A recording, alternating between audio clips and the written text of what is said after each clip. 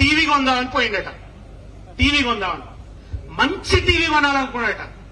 అంటే extraordinary features, చాలా new technology.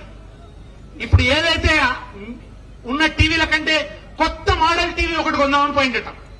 పోతే అక్కడ షాప్ లో చూపించినట్టు ఆయన, ఇగో ఈ టీవీలన్నీ చూడు, ఇగో ఇది 5K రెజల్యూషన్, ఇది 6K రెజల్యూషన్, ఇది మరింత, ఇది దీని ధర ఇంత, దీని ధర ఇంత అని చెప్తున్నాడట.